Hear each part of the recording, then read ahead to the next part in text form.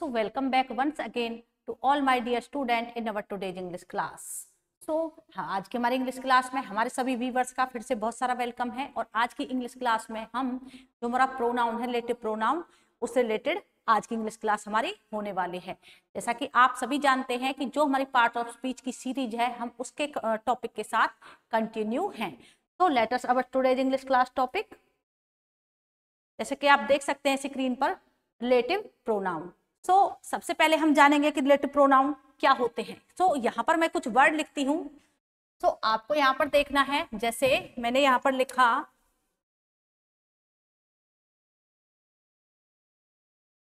The boy, the girl, the book, the dog, the pen. तो ये सारे word है हमारे नाउन। अब जो ये हमारी नाउन है, इनको जो जोड़ने का काम करते हैं वो वर्ड हमारे रिलेटिव प्रोनाउन होते हैं। जैसे the boy,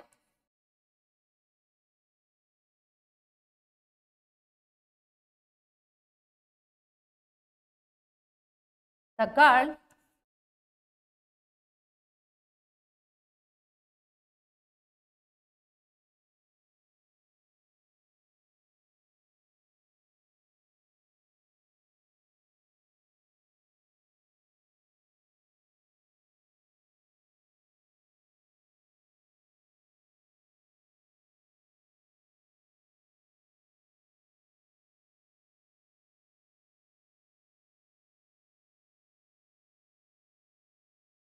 the girl whom you saw yesterday, the book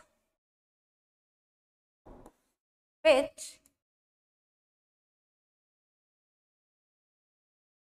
I gave you, the dog which was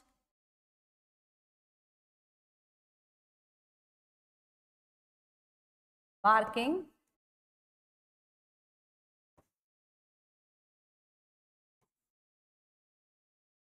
no more today। तो यहाँ पर मैंने ये कुछ नाउन लिखी हैं, the boy, the girl, the book, the dog and the pen. ये सारी हमारी नाउन है। और जो नाउन के बाद मैंने यहाँ वर्ड लिखे हैं, जैसे यहाँ पर whom है, यहाँ पर who है, यहाँ पर whom, which, और ये सारे हमारे जो वर्ड हैं, ये है हमारे प्रोनाउन वर्ड। अब देखिए, जो हमारे वर्ड्स हैं, ये हमारे वर्ड जो हमारी नाउन है, इनको रिलेट करने का काम कर रहे हैं इन सेंटेंसेस के साथ। सो बेसिकली जो हमारे रिलेटिव प्रोनाउन हुए, ये क्या होते हैं कि जो हमारे वर्ड हैं, जो नाउन को रिलेट करने का काम करते हैं इन सेंटेंसेस के साथ। और जब ये वर्ड इन नाउन को इन सेंटेंसेस के साथ रिलेट करते हैं, तो जो रिलेट करने की जो सिचुएशन होती है, वही होती है relative pronoun. So I hope आपको क्लियर हुआ होगा कि जो हमारा यहाँ पर वर्ड है who, whom, which, ये हमारे क्या है, ये रिलेटिव प्रोनाउन है। तो आइए टॉपिक को स्टार्ट करते हैं कि किस तरह से किसी सेंटेंस में ये वर्क करते हैं। अब देखिए यहाँ पर, जैसे the boy who helped you, तो रिलेट किस तरह से करेंगे। The boy who help you is my brother.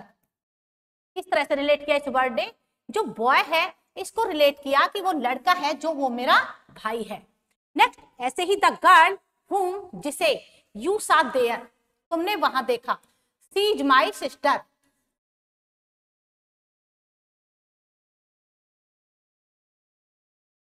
वह मेरी बहन है।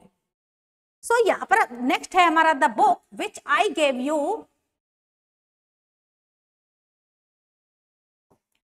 इज नॉट माइन, वह मेरी नहीं है।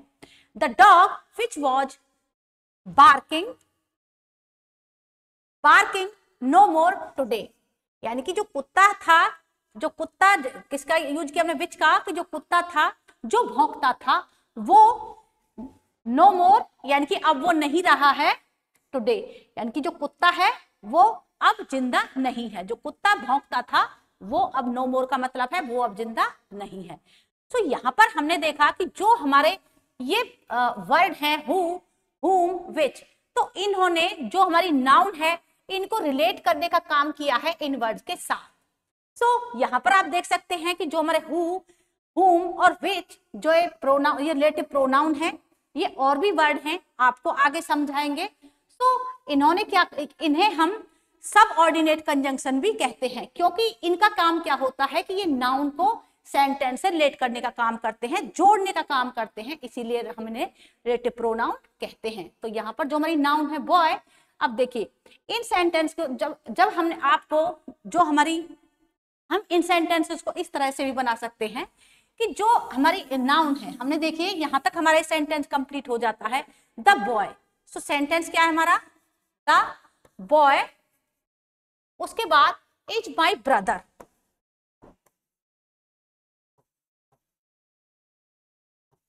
जो लड़का है वह मेरा भाई है, हु हेल्प्ड यू,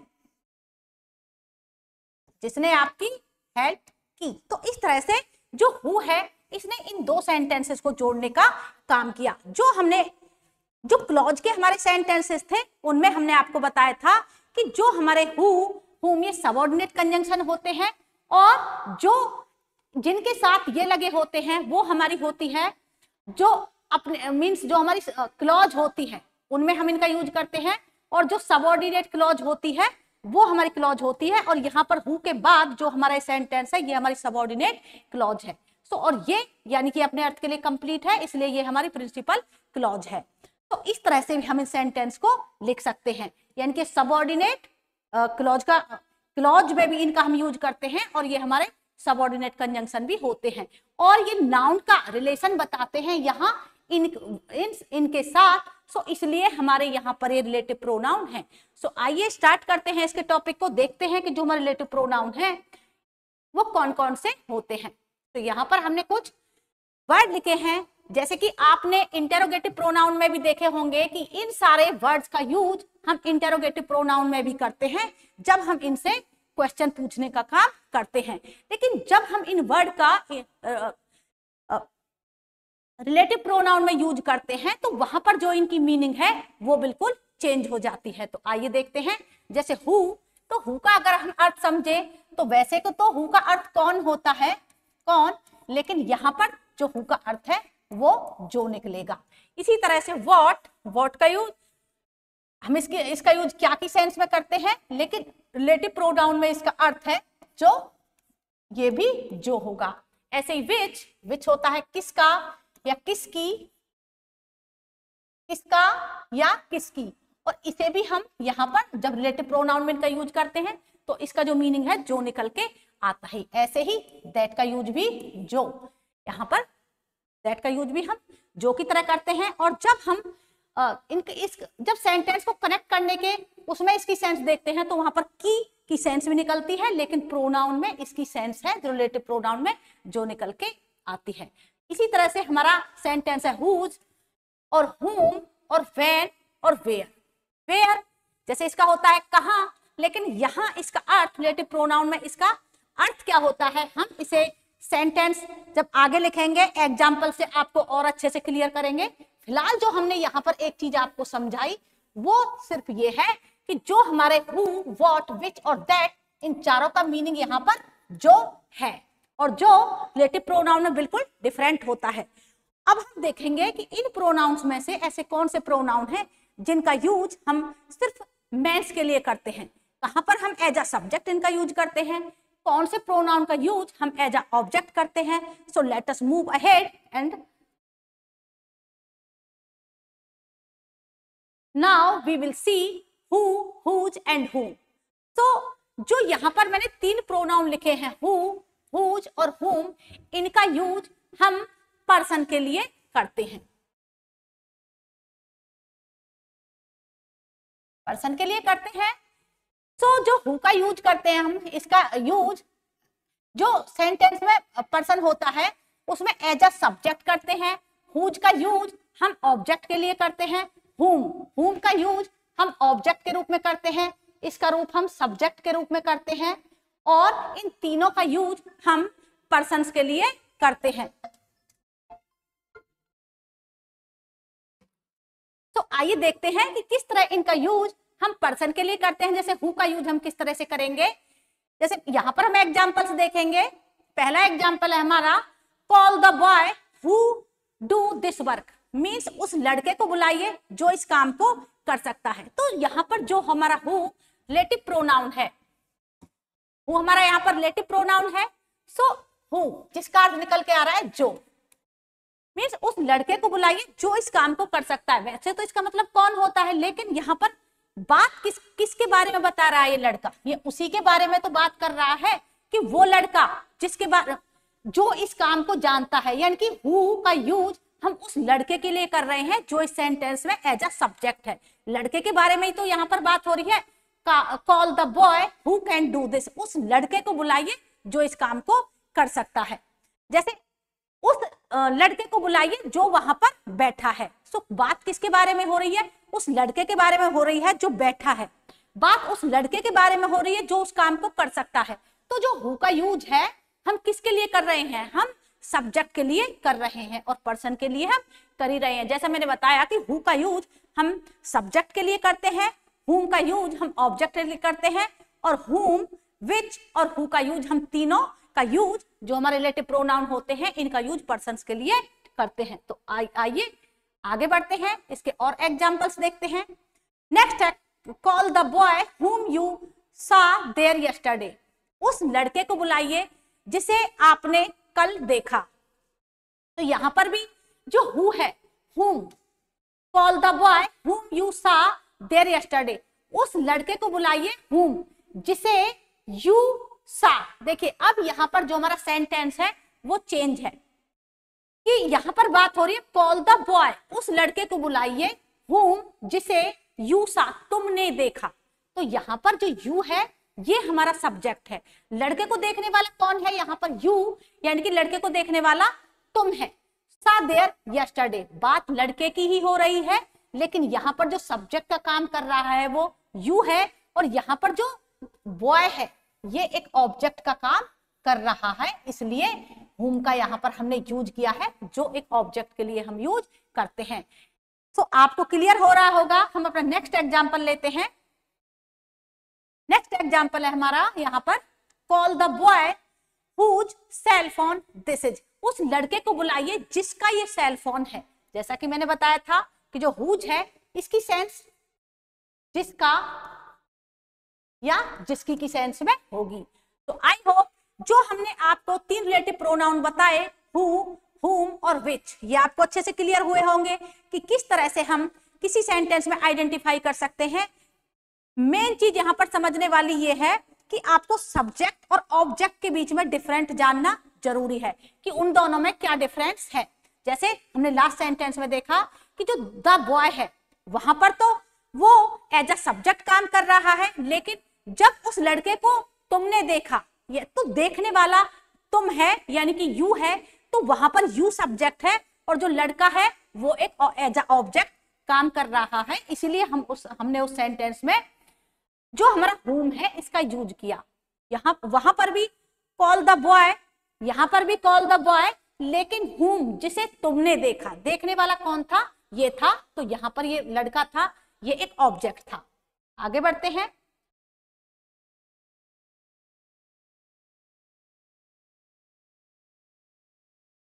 अब देखिए यहाँ पर हमने इनमें से चार रिलेटिव प्रोनाउन लिए हैं।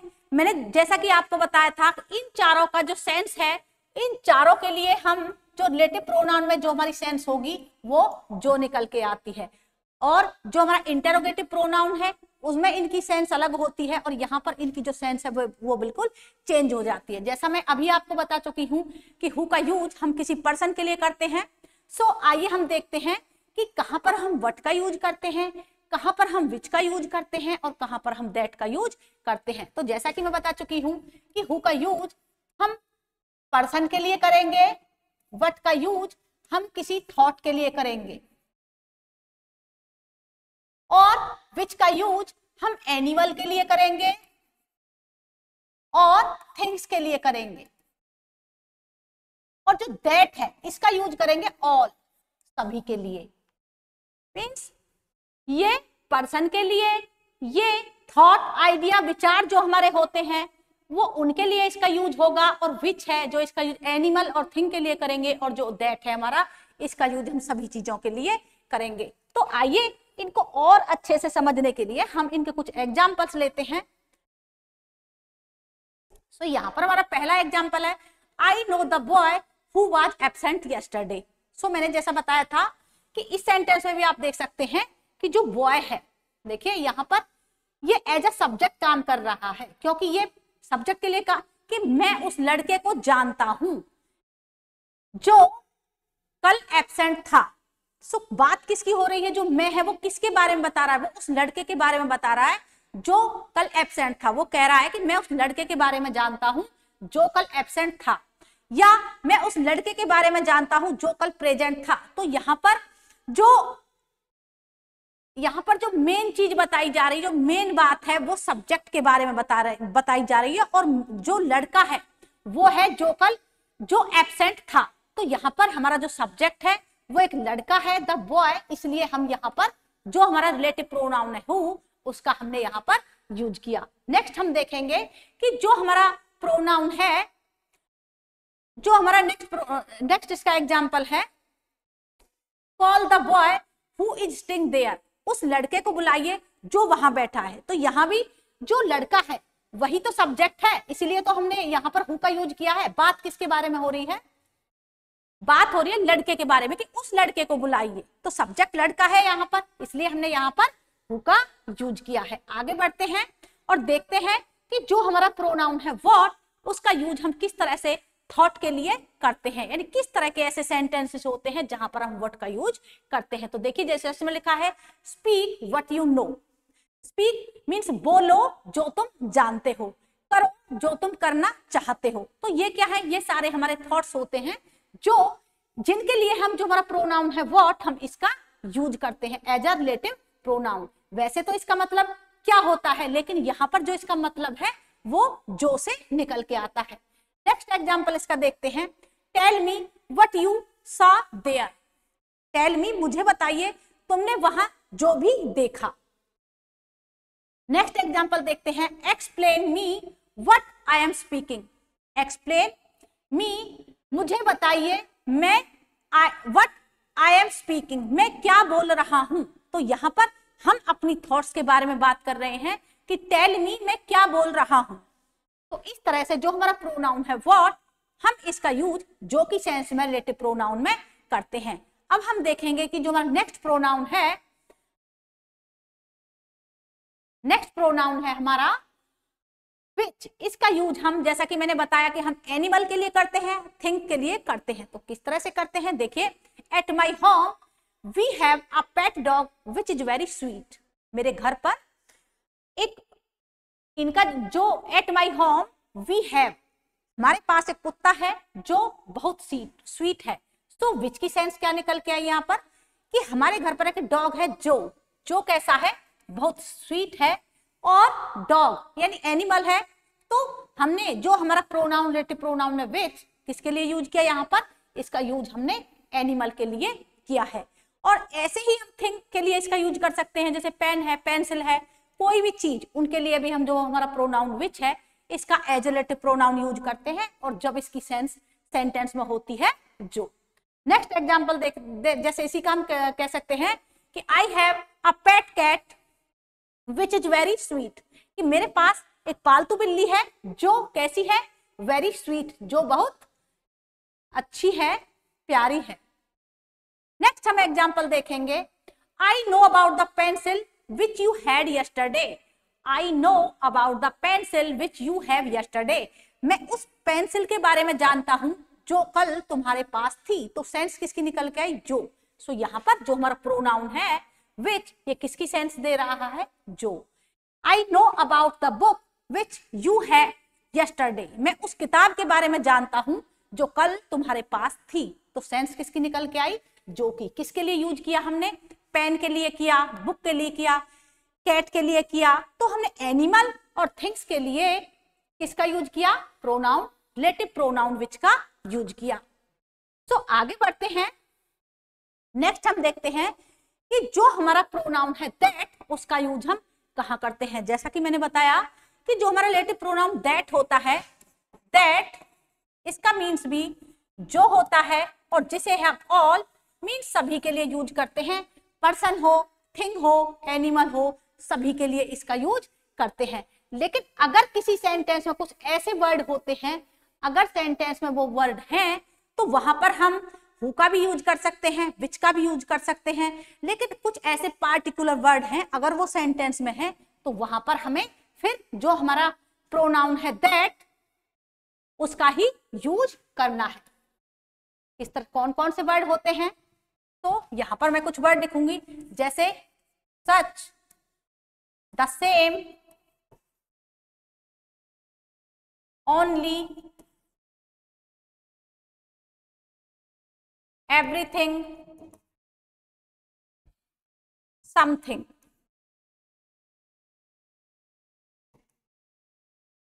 ये हमारे कुछ ऐसे वर्ड हैं, अगर ये किसी सेंटेंस में है तो वहां पर हमारा जो रिलेटिव प्रोनाउन है दैट, उसका ही यूज होगा। देखिए सेंटेंस देखते हैं, Ravi is the boy who know about it. Ravi is the boy, Ravi ही वह लड़का है जो इसके बारे में जानता है। अब देखिए अगर हम देखें प्रोनाउन के अकॉर्डिंग, तो यहाँ पर हमारा जो हु प्रोनाउन है ये बिल्कुल करेक्ट है। यहाँ पर हमें कोई नीड नहीं है किसी और प्रोनाउन को लगाने की, क्योंकि हम इसका यूज सब्जेक्ट के लिए करते हैं और यहाँ पर रवि हमारा सब्जेक्ट है और सब्जेक्ट का यूज ही तो करते हैं हु को। हु जो हमारा रिलेटिव प्रोनाउन है इसको सब्जेक्ट के लिए ही तो यूज करते हैं। पर यहाँ पर हमने बताया आपको कि अगर किसी सेंटेंस में ओनली है, सच है, द सेम है, एवरीथिंग है, समथिंग है, तो वहां पर हम रिलेटिव प्रोनाउन दैट का यूज करते हैं। अब इस सेंटेंस में हम किस तरह से दैट का यूज कर सकते हैं, तो आइए देखते हैं। तो मान लीजिए रवि इज, यहां पर मैं एक वर्ड लिख दूं ओनली, तो क्या हो गया, Ravi is the only boy. जब मैंने यहां लिख दिया ओनली, तो यहां पर वैसे तो हु करेक्ट है, लेकिन उस टाइम पर हम दैट का यहां पर यूज करेंगे। That know about it, Ravi ही वह इकलौता लड़का है जो इस बारे में जानता है।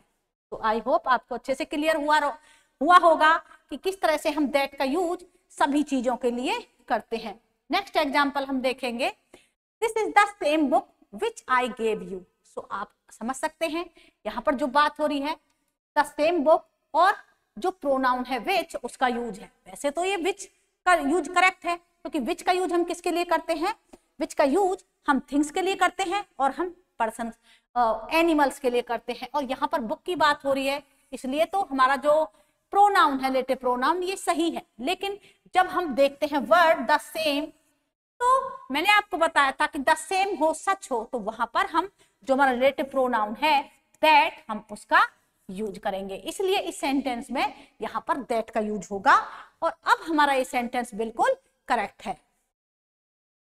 नेक्स्ट एग्जांपल देखेंगे।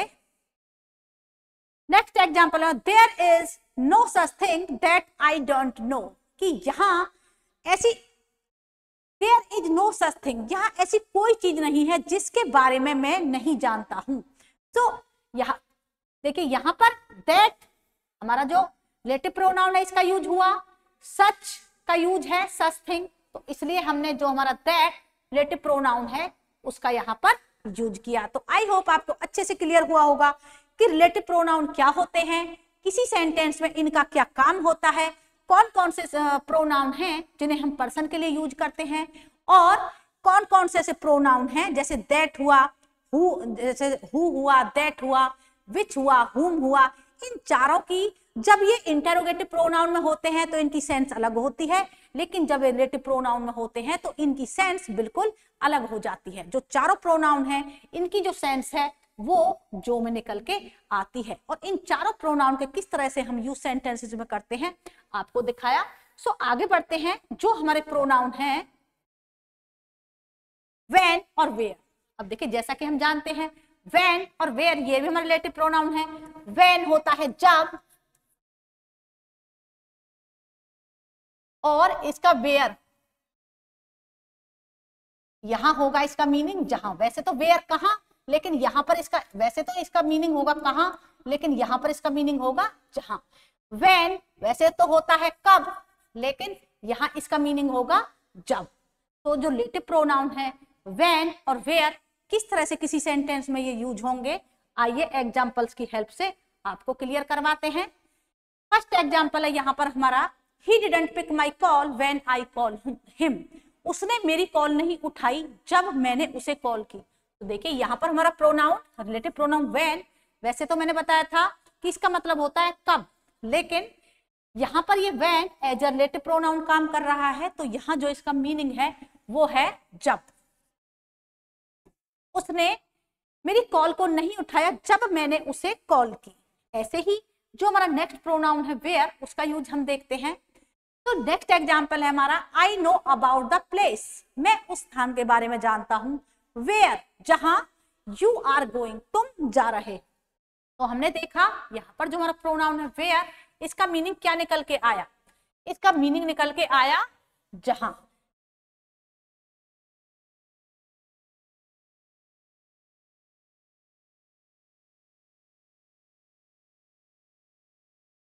इसका मीनिंग यहाँ पर जहां निकल के आया, और वैसे हम इसका मीनिंग देखें तो होता है कहां, लेकिन रिलेटिव प्रोनाउन में ये हो गया जहां। I know about the place, मैं उस जगह के बारे में जानता हूं। वेयर, जहां, यू आर गोइंग, तुम जा रहे हो। सो आज की इंग्लिश क्लास में सिर्फ इतना ही।